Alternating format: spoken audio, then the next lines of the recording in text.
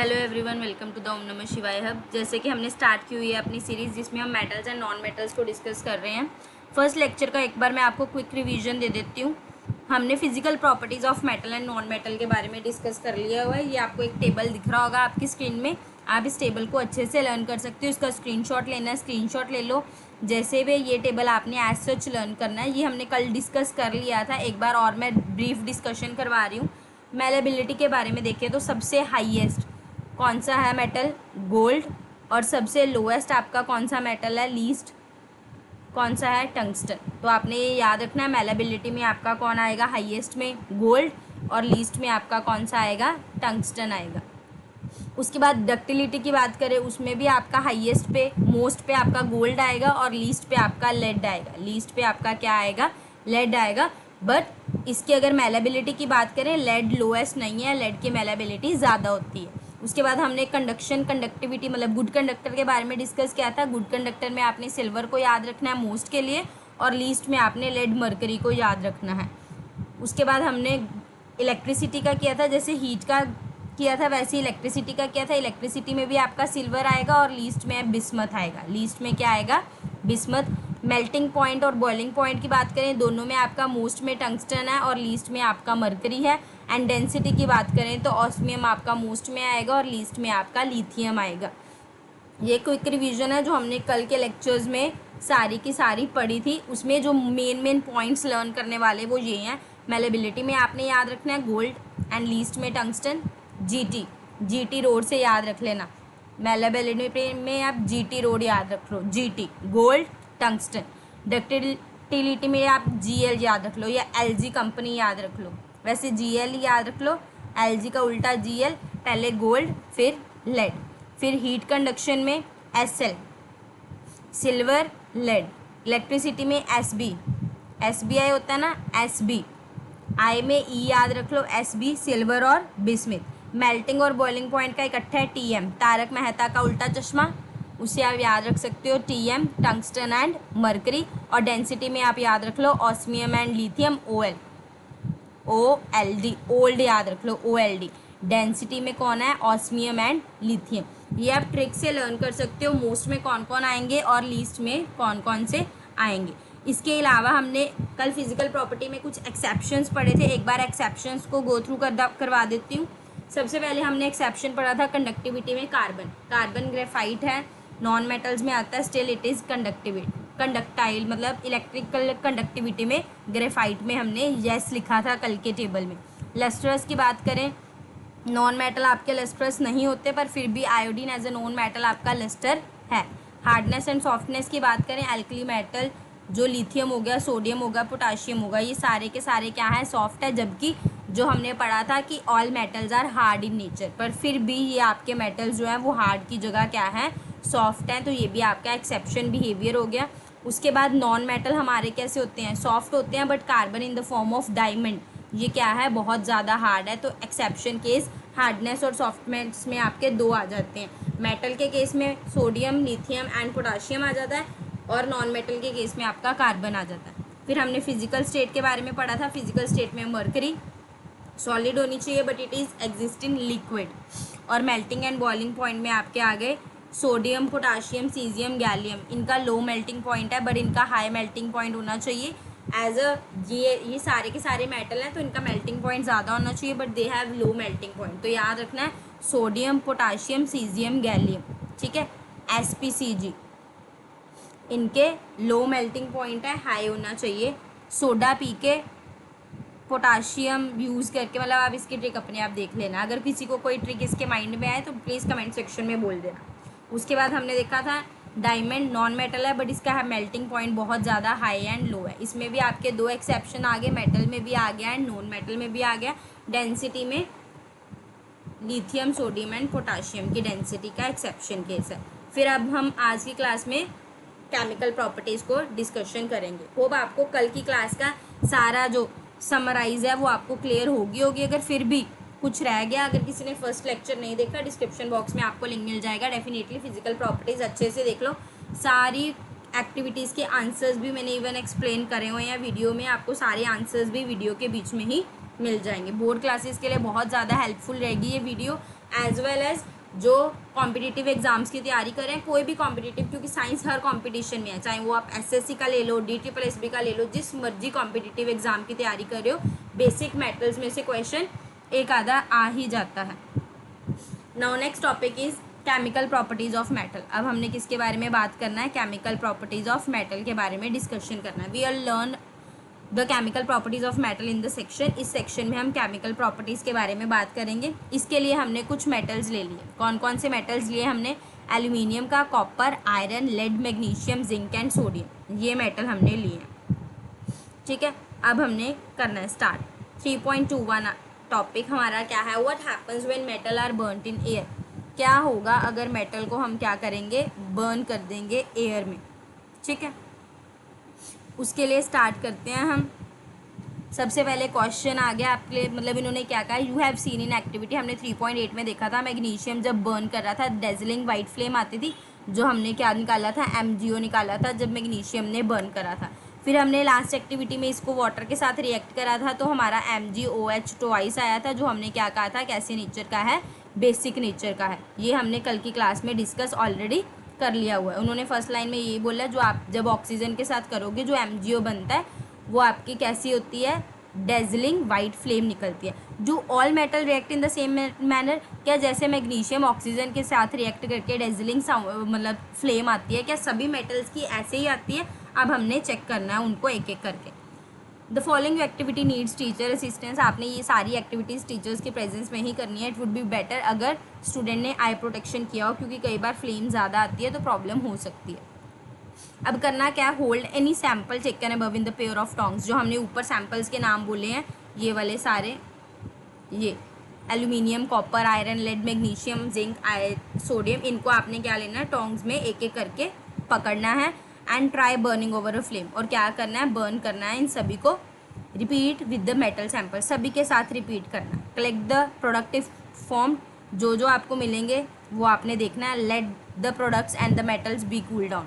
जब आपने एक बार हीट कर दिया, उसके बाद आपने क्या करना? उनको कूल करना। अब यहाँ से क्वेश्चन अराइज होते हैं। जो ये क्वेश्चन पूछते हैं एक्टिविटीज़ में, यहाँ आंसर दिए नहीं होते, but you should know the answers, क्योंकि आपके पास बोर्ड एग्जाम में कुछ भी आ सकता है। तो सबसे पहले है विच मेटल बर्न ईजिली। सबसे जल्दी कौन सा मेटल बर्न होता है? तो इसका आंसर आपका क्या आएगा? सोडियम। कौन सा होता है? Sodium. Sodium will burn easily. What flame colour did you observe when metal burn. जब आप मेटल को बर्न करते हो तो कौन से कलर की आपको फ्लेम नज़र आती है? येलो। कौन से कलर की फ्लेम नज़र आती है? येलो। तो सेकंड क्वेश्चन का आपका आंसर क्या हो जाएगा? येलो। अपनी बुक उठा के बुक में ही साइड बाय साइड लिखते रहा करो, सो दैट जब आप फाइनल एग्जाम में इस चैप्टर को प्रिपेयर करो, आपके पास आंसर्स ऑलरेडी बुक में हो, आपको कहीं और देखने की ज़रूरत ना पड़े। नेक्स्ट क्वेश्चन है, how does the metal surface appear after burning. Metal surface कैसा अपीयर होगा जब वो बर्न कर लेंगे? तो इसका आंसर क्या है? Silver white. कैसा मेटल सरफेस आपका अपीयर होता है? Silver white. कौन से कलर का आपको अपीयर होगा? Silver white. अगर आप स्कूल में एक्सपेरिमेंट करते हो, ये चीज़ें ऑब्जर्व आप खुद भी करोगे। Arrange the metal in the decreasing order. आपने अब जो ऊपर वाले मेटल्स हैं इन सबको डिक्रीजिंग ऑर्डर में लगाना है। तो इसको मैं दूसरे कलर से लिख रही हूँ, सो दैट आपको पता लग जाए। इस क्वेश्चन का आंसर है डिक्रीजिंग ऑर्डर वाला। डिक्रीजिंग में आपको पता है सबसे पहले हम क्या करते हैं? सबसे जल्दी होता है जो रिएक्ट करता है ऑक्सीजन के साथ, वो लिखेंगे। फिर लीस्ट करके सबसे छोटे वाला बाद में लिखेंगे। सबसे बर्न देखो कौन इजीली बर्न हुआ था? सोडियम। दैट मीन्स सबसे पहले कौन सा आएगा? सोडियम। इस क्वेश्चन का आंसर मैं यहाँ लिख रही हूँ। सबसे पहले आपका क्या आएगा? सोडियम। मैं सिंबल में लिख रही हूँ, होप आपको सिंबल बोल, मैं नेमिंग साथ में बोल रही हूँ। जैसे मैंने सोडियम लिखा है सिंबल में, मैंने बोल दिया नहीं। जिसको नहीं पता सोडियम को Na से लिखते हैं, वो ब्रैकेट में नीचे सोडियम भी मेंशन कर लो, सो दैट आपको पता लग जाए सबसे पहले कौन है। सोडियम के बाद आपका आता है मैग्नीशियम, देन आपका आएगा एल्यूमिनियम, देन आपका जिंक, उसके बाद आपका आएगा आयरन, एंड देन आएगा लेड, एंड लास्ट में आपका आएगा कॉपर। लास्ट में आपका क्या आएगा? कॉपर। तो ये आप नोट कर लो। सबसे पहले सोडियम, हमने ऊपर वाले ही सैंपल लिए हैं, जो ऊपर सैंपल थे aluminium, copper, iron, lead, magnesium, zinc, sodium, इन्हीं को ही अरेंज करा है, कोई एक्स्ट्रा नहीं लिए हुए। Sodium, magnesium, aluminium, and then आपका जिंक आ जाएगा, फिर आयरन, लेड एंड कॉपर। तो ये वाले तीनों तो सिंपल लर्न हो ही जाएंगे। ये तो आपका सिंपल सिंपल नंबर ही हो गया 11, 12, 13। तो ये स्टार्टिंग वाले लर्न करने मुश्किल नहीं है, आप इजीली लर्न कर सकते हो, ठीक है। उसके बाद वाले आप लर्न कर लेना। पहले जिंक आएगा, जिंक जो आपका मतलब जो बिल्कुल स्टेबल होता है, 3 मतलब डी ब्लॉक में आते हैं ये, मतलब बिल्कुल कम्प्लीटली फिल्ड होते हैं। जिंक आ गया। उसके बाद आपका आयरन आएगा, आयरन के बाद लेड आएगा, लेड के बाद कॉपर, ठीक है। आयरन, लेड, कॉपर, तो ये याद रखना। लास्ट क्वेश्चन है, are the product soluble in water, क्या ये सारे प्रोडक्ट वाटर में सोल्यूबल है? तो इसमें आएगा sodium oxide is soluble in water. सिर्फ और सिर्फ कौन है? सोडियम ऑक्साइड है जो क्या है, सोल्यूबल है in water. Other metals are insoluble. आप यहाँ लिख लेना अपनी नोटबुक पे कि सोडियम ऑक्साइड क्या है, सोल्यूबल है। रेस्ट जितने भी हैं ये सारे क्या हैं, इनसोल्यूबल इन वाटर हैं। क्या हैं? इनसोल्यूबल इन वाटर है। होप आपको ये वाली एक्टिविटी सारी क्लियर हो गई होगी। फिर भी जो यहाँ नीचे लिखा हुआ है हम 1 बाय 1 उनके ऊपर भी डिस्कशन कर लेते हैं एक बार, ठीक है। देखो उसके बाद इन्होंने क्या लिखा हुआ है, ये मैं रब कर रही हूँ, जिसने नहीं लिखा एक बार वीडियो बैक करके लिख लेना। अब देखो आगे, all metals combine with oxygen to form metal oxide. जब भी मेटल ऑक्सीजन के साथ रिएक्ट करता है तो हमें क्या मिलता है, मेटल ऑक्साइड। इन्होंने एग्जांपल ली हुई है, कॉपर को जब मैंने हीट करा तो कंबाइन करेगा ऑक्सीजन के साथ, तो मुझे क्या मिलेगा, कॉपर ऑक्साइड, जो क्या कलर का होगा, ब्लैक। तो जो ये एनसीईआरटी में आते हैं ना कलर्स, ये इंपॉर्टेंट है क्योंकि इसमें से क्वेश्चन बन सकते हैं कि आपकी बुक में लिखे हुए हैं, तो आपको पता होना चाहिए। तो ये रिएक्शन लर्न रखनी है आपने कि जैसे ही कॉपर ऑक्सीजन के साथ रिएक्ट करेगा तो आपको क्या मिलेगा, कॉपर ऑक्साइड। बैलेंस करने के लिए हमने यहाँ 2 लगा दिया, यहाँ पे 2 लगा दिया, तो ये आपका बैलेंस हो गया कॉपर ऑक्साइड। सिमिलरली एल्यूमिनियम को करके दिखा दिया कि एल्यूमिनियम को ऑक्सीजन के साथ रिएक्ट करोगे तो आपको क्या मिलेगा, एल्यूमिनियम ऑक्साइड। क्या मिलेगा, एल्यूमिनियम ऑक्साइड। अब जिसको नहीं पता एल्यूमिनियम ऑक्साइड का फॉर्मूला क्या होता है, जो मैंने एटम्स एंड मॉलिक्यूल्स की वीडियोस बनाई है उसमें मैंने फॉर्मूला बताया हुआ है कि कैसे बनाना होता है, बट फिर भी चलो मैं आपको बता देती हूँ। इधर एक एल्यूमिनियम है, एक ऑक्सीजन है। एल्यूमिनियम का चार्ज हमारा 3 होता है, या वैलेंसी आपकी 3 होती है, और ऑक्सीजन की वैलेंसी आपकी 2 होती है, चार्ज आपका 2 होता है। अगर आप क्रॉस मल्टीप्लाई करते हो तो आपके पास Al2 आता है, O3 आता है, मतलब जो आपके पास एल्यूमिनियम ऑक्साइड का फॉर्मूला आएगा वो क्या आएगा, Al2O3। क्या आएगा, Al2O3। ये आपको फॉर्मूला पता लग गया। उसके बाद बैलेंसिंग, तो आई होप आप सभी को बैलेंसिंग आती होगी। एल्यूमिनियम में हमने ऑक्सीजन डालना है। अब देखो ऑक्सीजन हमें 3 चाहिए, अब 3 तो मिल नहीं सकते, मैंने 3 से आगे मल्टीप्लाई कर दिया, तो ये कितने हो गए, 6 हो गए। 3 ऑलरेडी है, मतलब यहाँ मुझे कितने चाहिए, 2 चाहिए। अब एल्यूमिनियम यहाँ पे कितने हो गए आपके, 2 × 2 4 हो गए, तो एल्यूमिनियम के साथ आप क्या लगा दोगे, 4। तो ये आपके पास आ जाएगा 4Al + 3O2 gives out 2Al2O3। Hope clear होगा। अगर नहीं क्लियर एक बार वीडियो बैक जाके दोबारा देख लो, मैंने अच्छे से क्लियर करवा दिया। बट फिर भी ना क्लियर हो, आप कमेंट सेक्शन में अपना डाउट पूछ सकते हो, जो भी आपको डाउट है। Recall from the chapter 2। Chapter 2 में हमने देखा है कि एसिड्स और बेस कैसे रिएक्ट करते हैं। तो copper oxide react with HCl, कि जब कॉपर ऑक्साइड HCl के साथ रिएक्ट कर लेता है। We learn metal oxides are basic in nature. हमने देखा metal oxide basic in nature है। चैप्टर 2 में भी आपने रिकॉल किया होगा metal oxide basic in nature है। नहीं तो हमने इससे पिछली एक्टिविटी में जब हमने Mg को रिएक्ट करा था तो हमने देखा था मेटल में आपका MgOH ट्वाइस आया था, जिससे क्या पता लग रहा था, it is basic in nature. मतलब जितने भी मेटल ऑक्साइड्स होते हैं वो बेसिक इन नेचर होते हैं। बट सम मेटल, पर कुछ मेटल ऑक्साइड ऐसे होते हैं जैसे कि, अब ये याद रखना है कौन कौन से मेटल ऑक्साइड है, एल्यूमिनियम ऑक्साइड हो गया, जिंक ऑक्साइड हो गया।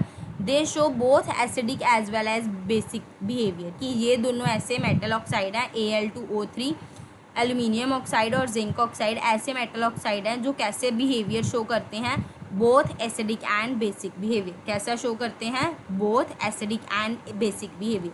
अब वो मेटल ऑक्साइड जो बोथ एसिडिक और बेसिक बिहेवियर शो करते हैं, ऐसे ऑक्साइड्स को हम क्या बोलते हैं, एम्फोटेरिक ऑक्साइड। तो याद रखना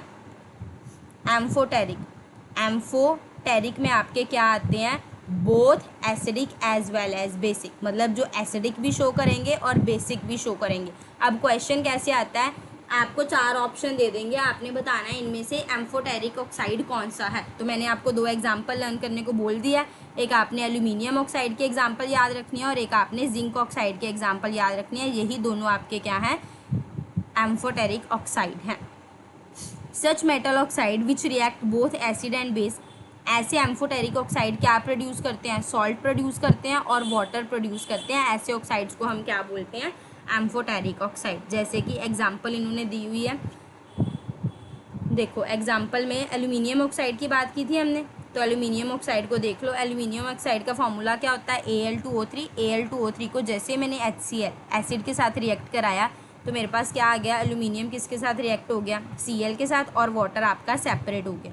तो आपके पास क्या मिल जाएगा, AlCl3 प्लस वाटर। अब किसी को नहीं पता लग रहा कि AlCl3 ही क्यों मिला, तो उसके लिए आपको बता दूं Al की चार्ज 3 होता है, क्लोरीन का चार्ज आपका 1 होता है। अगर आप क्रॉस मल्टीप्लाई करोगे तो Al के साथ कॉम्बिनेशन में Cl3 ही बनता है। ये सारा का सारा मैंने आपको atoms and molecules class 9th में अच्छे से कवर कराया हुआ है। आप डिस्क्रिप्शन बॉक्स में जाके सारी वो वीडियोस चेकआउट कर सकते हो जिनको अभी तक ये बनाने नहीं आते हैं। अगर ये तो हमने देख लिया, एसिड के साथ एक सॉल्ट मिल गया प्लस हमारे पास क्या मिल गया, वाटर मिल गया। ऐसे बेस के साथ भी रिएक्ट कर सकते हैं, क्योंकि हमने क्या बोला है, एल्यूमिनियम ऑक्साइड क्या है, ये एसिडिक के साथ भी, इसमें एसिडिक बिहेवियर भी है और इसमें क्या है, बेसिक बिहेवियर भी है। बेसिक के लिए मतलब हमने इसे NaOH के साथ रिएक्ट करा, जब हमने NaOH के साथ रिएक्ट करा तो हमें क्या मिलता है, सोडियम एल्यूमिनेट। तो ये आपने रिएक्शन याद रखनी है, क्योंकि अगर रिएक्शन आई है NCERT में है तो आपके पास पेपर में आ सकती हैं। तो इसका फॉर्मूला क्या होता है, 2NaAlO2 प्लस वाटर मिलता है। अब कुछ मेटल ऑक्साइड्स क्या होते हैं, इनसोल्यूबल इन वाटर होते हैं। क्या होते हैं, insoluble in water, but some of these dissolve in water to form alkalis. और कुछ ऐसे होते हैं मेटल ऑक्साइड कि वो वाटर में डिजॉल्व करके क्या बना देते हैं, एल्कलीज बना देते हैं, मतलब बेस बना देते हैं, जैसे सोडियम ऑक्साइड और पोटाशियम ऑक्साइड। तो अब 2 एग्जाम्पल्स ये याद रखनी है, कौन से ऐसे मेटल ऑक्साइड्स हैं जो वाटर में रिएक्ट करके एल्कलीज फॉर्म करते हैं। तो वो आपके कौन से आगे, sodium oxide and potassium oxide. कौन से आएंगे, sodium oxide and potassium oxide. Sodium oxide का फॉर्मूला क्या होता है, Na2O, वाटर के साथ रिएक्ट करा तो क्या आ गया, NaOH। पोटाशियम ऑक्साइड का फॉर्मूला क्या होता है, K2O, वाटर के साथ रिएक्ट करा तो क्या आ गया, KOH। क्या आ गया, KOH। We have observed in activity 3.9 all metals do not react with oxygen at same rate। सारे के सारे सेम रेट पे ऑक्सीजन के साथ नहीं रिएक्ट करते। हमने देखा था ना, डिक्रीजिंग ऑर्डर वाला सारा देखा था कि कुछ जल्दी रिएक्ट कर लेते हैं, कुछ देर से रिएक्ट करते हैं। Different metal shows different reactivities, हर एक मेटल अलग रिएक्टिविटी शो करता है। जैसे मेटल पोटाशियम और सोडियम है, रिएक्ट सो विगरसली दे कैच फायर, ये इतनी जल्दी से रिएक्ट कर देते हैं कि आग लगने के चांसेस भी रहते हैं अगर इनको हम खुले में छोड़ दें, ओपन छोड़ दें। Hence to protect them to prevent fires, आग से बचने के लिए, एक्सीडेंटल केसेस से बचने के लिए हम इनको किस में कैप्ट करते हैं, कैरोसिन ऑयल में। तो ये आपने याद रखना है, किन किन को कैरोसिन ऑयल में कैप्ट करते हैं, सोडियम एंड पोटाशियम। कौन कौन सा आ गया आपका, सोडियम एंड पोटाशियम, इनको नोट करते जाओ। एट ऑर्डिनरी टेम्परेचर में जैसे मेटल है, मैग्नीशियम हो गया, aluminium, zinc, lead, they are covered with thin layer of oxide. अगर इसको हम नॉर्मल टेम्परेचर पे छोड़ देते हैं तो मैग्नीशियम के ऊपर ऑक्सीजन की लेयर आ जाती है, एल्यूमिनियम ऑक्सीजन के साथ रिएक्ट करके ऑक्साइड की लेयर आ जाती है। So the protective layer protect the metal from the oxidation. ये लेयर क्या करती है, इनको प्रिवेंट करती है फर्दर ऑक्सीडेशन होने से। उसके बाद याद रखना आपके ने, iron does not burn on heating but iron filling burn विग्रेसली when sprinkled in the form of flame of burn. अगर आप अकेला आयरन लोगे तो वो जल्दी हीट नहीं पकड़ेगा, पर वही आयरन के छोटे छोटे फिलिंग्स ले लोगे तो वो जल्दी कैच कर लेंगे। But copper does not burn, copper क्या होता है, बर्न ही नहीं होता। तो ये याद रखना, एक्सेप्शन केस में आपके पास मतलब लर्न करने वाला आ गया, copper does not burn but the hot metal is coated with black colour layer of copper oxide. पर यही अगर कॉपर अकेले की जगह कॉपर ऑक्साइड को करेंगे तो वो क्या हो जाता है, ब्लैक कलर का मिलता है। हमने ऊपर भी रिएक्शन की थी, जब कॉपर को ऑक्सीजन के साथ करेंगे कॉपर ऑक्साइड ब्लैक कलर की मिलती है। उसके अलावा silver and gold do not react with oxygen even at the high temperature. तो ये आपने याद रखना है, सिल्वर और गोल्ड तो रिएक्ट ही नहीं करते हैं, ठीक है। उसके बाद डू यू नो वाली चीज़ याद रखनी है, anodising is a process. Anodising एक प्रोसेस है जो क्या फॉर्म करती है, थिक लेयर ऑफ एल्यूमिनियम की फॉर्म करती है। Aluminium develops a thin layer when expose to air, जैसे एयर से रिएक्ट करता है तो एक थिन लेयर बन जाती है ऑक्साइड की, Al2O3 की। ये aluminium oxide coats make it resistance to further corrosion. ये लेयर क्या करती है, आगे जंग लगने से बचाती है। This helps by making oxide layer thicker. अगर हमने और बचाना है थोड़ी लेयर और थिक हो जाए, during ionising a clean aluminium article is made the anode and electrolysed with electro ये डिल्यूट सल्फ्यूरिक एसिड। ये हम आगे करेंगे, तब हम इसके बारे में और अच्छे से डिस्कस कर लेंगे। बाकी अभी के लिए आपने याद रखना है एनोड पे कौन होता है, एल्यूमिनियम होता है।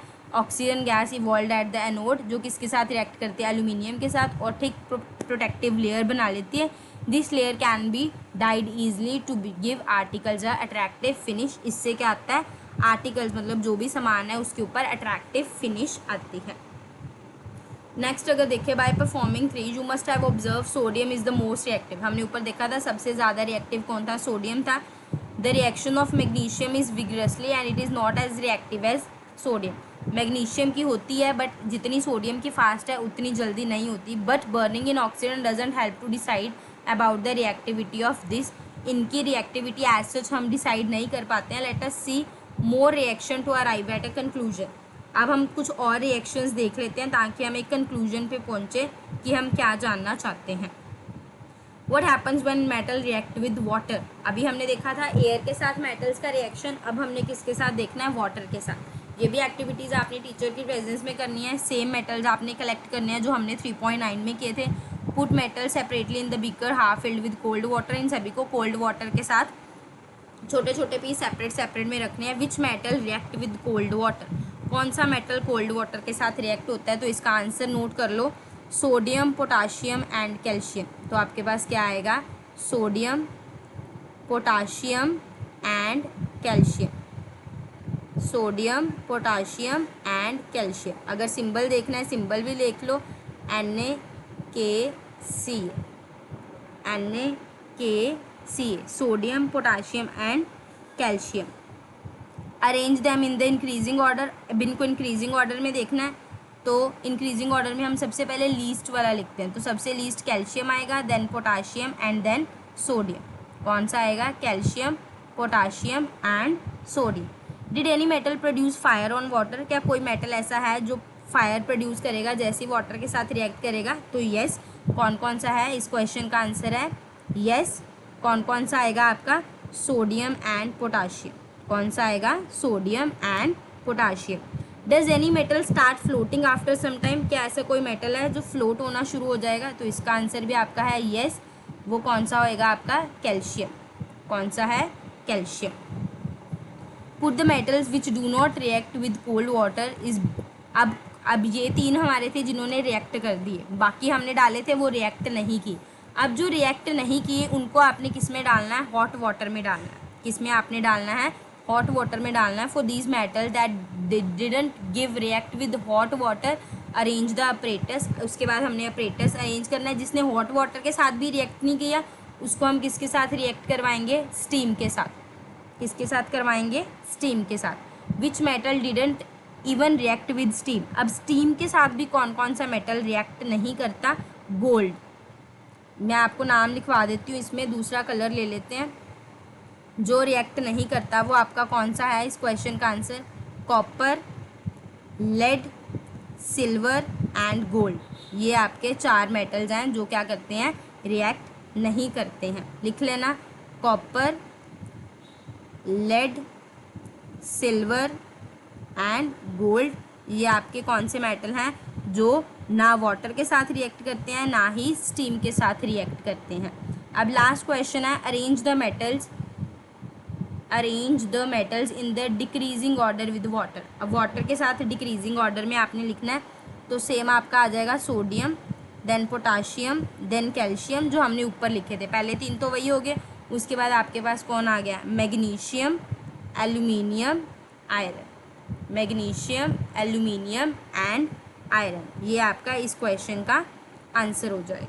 ठीक है, बाकी इन्होंने अपरेटस बना रखा है, इसको देख लेते हैं क्या है। इधर हमने बर्नर रखा है, बर्नर में हमने क्या करा,